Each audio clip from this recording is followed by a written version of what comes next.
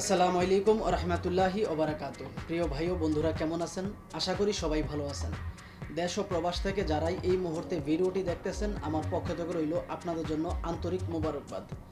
আমি চাই আপনারা ভালো থাকেন, যে দেশেই থাকেন না কেন, যে কাজই করেন না কেন, আপনারা যেন সবসময় ভালো থাকেন। আল্লাহ তাআলা রব্বুল আলামিনের কাছে এই প্রার্থনাই করি, প্রিয় মালিক যেন আমার দেশ এবং প্রবাসের ভাইদেরকে সবসময় সর্বদা ভালো রাখে।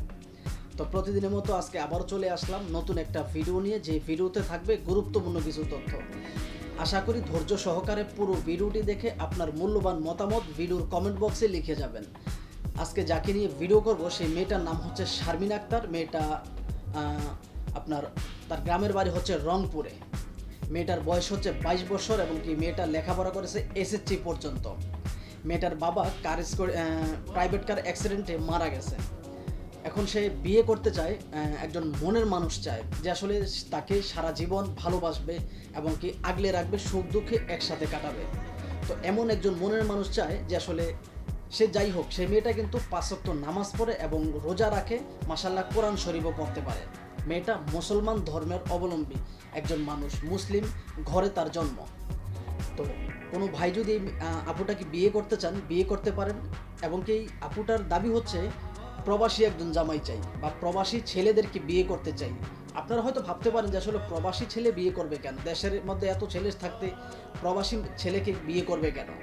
যদিও প্রবাসী ছেলেরা বউকে ভালোবাসতে জানে, এটা 100% গ্যারান্টি। যদিও অনেক ভাই জানতে চান যে আসলে এলাকার ছেলেরা কি ভালোবাসে না? হ্যাঁ, গ্রামের ছেলেরাও ভালোবাসে, কিন্তু প্রবাসের ছেলেরা এভাবেও একটু বেশি ভালোবাসে। মেয়েটার দাবি, সেটা আমার কথা না, মেয়েটার দাবি। তো মেয়েটার দাবি হচ্ছে যে আসলে প্রবাসী একজন জামাই চাই, যে তার বয়স 50, 60, 70 এরকম হলে কোনো সমস্যা নেই। কেননা বয়স্ক মানুষ বউকে অনেক ভালোবাসে, অনেক যত্নে রাখে এবং বয়স্ক মানুষকে যদি বিয়ে করে তাহলে তাকে হারানোর চিন্তা এই আপুটার থাকবে না।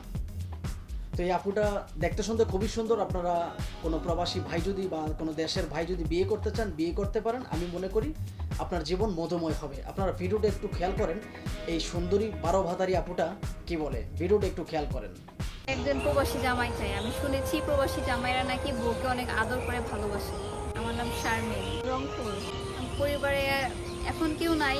আমি আমার দাদির কাছে থাকতেছি। আমার দাদি আছে, আমার দাদা আছে, আমার বাবা মা মারা গেছে, কার অ্যাক্সিডেন্টে মারা যায়। SSC pass. আমি মুসলিম, নামাজ পড়ি।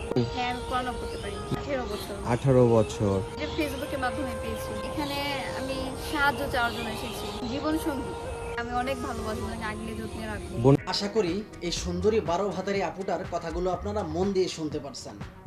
আপনাদের বিবেকের কাছে আমি একটা প্রশ্ন করি, আশা করি আপনারা রিপ্লাই দিবেন বা আমার ভিডিওর কমেন্ট বক্সে লিখে যাবেন।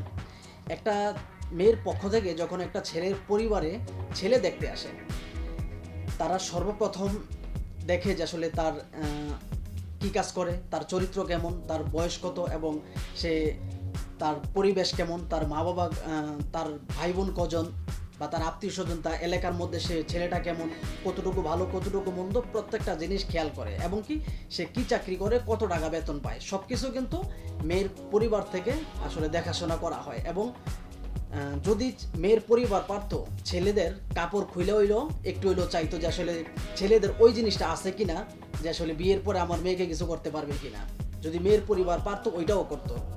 তো এত কিছু করার পরে আপনার যখন বিয়ে ঠিক হয়, 3 লক্ষ 4 লক্ষ টাকা দেনমোহর দেওয়া হয়, তাও দেখা যায় অধিকাংশ কাজের ক্ষেত্রে আপনার বিয়েটা টিকে না, ডিভোর্স হয়ে যায়। কিন্তু বর্তমান সময়ে যে প্রতিবেদন নামে যে ডিজিটাল ভিক্ষা, এই ভিডিওগুলোর মাধ্যমে প্রবাসীদেরকে দেউলিয়া করে দেওয়া হইতেছে। বিভিন্ন ইউটিউব চ্যানেল, বিভিন্ন ফেসবুক পেজে, আগে তো কোনো একটা সময় আমি যখন 2017 কিংবা 18-তে এই ভিডিওগুলো প্রথম দেখি, তখন হাতে গোনা কয়েকটা ইউটিউব চ্যানেল ছিল। কিন্তু বর্তমানে একাধিক ইউটিউব চ্যানেল, শতে শতে ইউটিউব চ্যানেল, শতে শতে ফেসবুক পেজ।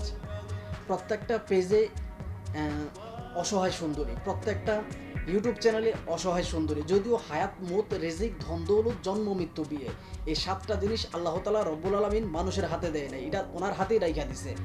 আমাদের উচিত হচ্ছে, আমরা মুসলমান ধর্মাবলম্বী যেই মানুষগুলো, আমাদের উচিত হচ্ছে আমার কোনো প্রবলেম হলে আমি আল্লাহ তাআলার কাছে চাইব। কিন্তু এই মেয়েগুলো তারা নাকি বিয়ে বসার জন্য আসছে, তারা প্রতিবেদন নামে ডিজিটাল ভিক্ষা এবং কি ওদের সাহায্য নেয় যে আসলে আমি আপনাদের মধ্যে বিয়ে করতে চাই, ভালো মনের একজন মানুষ আমাদেরকে দেখে দিবেন, আমি গরিব ফ্যামিলির একটা মেয়ে, আমি যৌতুক দিতে পারবো না। একটা সময় যখন সেই ইউটিউবার জিজ্ঞাসা করে যে আসলে আপনার সাথে যোগাযোগ করার সিস্টেম কি, তখন এই মেয়েগুলো বলে যে আসলে ভাইয়াদের সাথে যোগাযোগ করবেন, ভাইয়াদের সাথে যোগাযোগ করলেই আমাকে পেয়ে যাবে। আপনাদের কাছে আমি একটা প্রশ্ন করি, আপনারা তো একাধিক মানুষ আসলে এই সমস্ত ভিডিওগুলো দেখে আপনারা এই নাম্বারে ফোন দিছেন, সেই ভাইয়ারা কি বলে জানেন যে আসলে এই মেয়েটার হাতে ফোন নাই, আমাকে কিছু টাকা দেন, আমি এই মেয়েটাকে একটা ফোন কিনে দিব। এই দালালগুলো বলে, যদিও এই দালালগুলো এতটাই খারাপ, ওরা আবাসিক হোটেলের দালাল আমি মনে করি। ওদের জন্ম পরিচয় ঠিক আছে কিনা আমার সন্দেহ আছে, কেননা প্রকৃত ভালো মানুষ কখনো মেয়ে দিয়ে ব্যবসা করে না, প্রকৃত ভালো ছেলে যারা তারা কখনো মেয়ে দিয়ে ব্যবসা করে না। এগুলো হচ্ছে আসলে এই যে ইউটিউবারগুলো, ওদের হচ্ছে একটা রমরমা ব্যবসা, মেয়েদের ব্যবসাটা করলে ব্যবসাটা একটু ভালো হয়, আর মেয়েদের ভিডিওগুলো একটু বেশি দেখে ছেলেরা, এই জন্যই আসলে ওদের ব্যবসার পছন্দের সবচেয়ে বড় তালিকায় বা ব্যবসার মধ্যে সবচেয়ে বড় যে দালালগুলো, ওদের তালিকা হচ্ছে মেয়ে দিয়ে ব্যবসা করা। আপনি দেখবেন প্রত্যেকটা ইউটিউব চ্যানেলে যেই মেয়েদের ভিডিওগুলো আপলোড দেওয়া হয়, তাদের কারো বাবা নাই, কারো মা নাই, কারো বাবা মা দুজনে মারা গেছে, কারো বাবা মা দুজনের আসলে আপনার কি বলে যে আসলে ডিভোর্স হয়ে গেছে ছোটবেলা থেকে।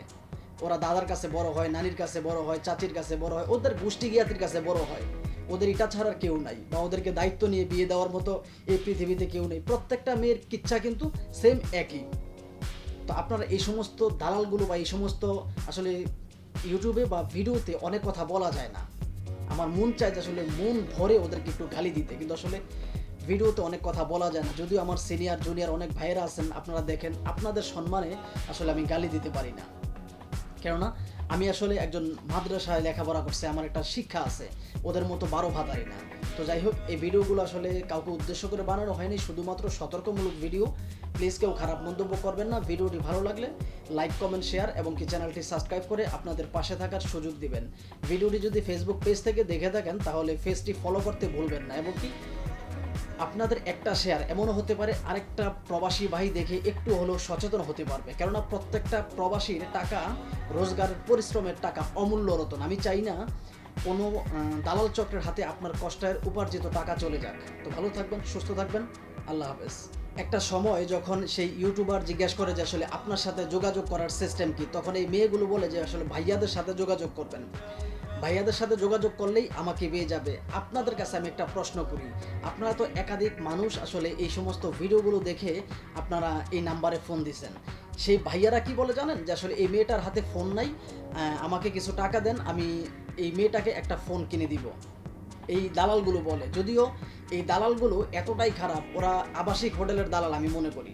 ওদের জন্ম পরিচয় ঠিক আছে কিনা আমার সন্দেহ আছে, কেননা প্রকৃত ভালো মানুষ কখনো মেয়ে দিয়ে ব্যবসা করে না, প্রকৃত ভালো ছেলে যারা তারা কখনো মেয়ে দিয়ে ব্যবসা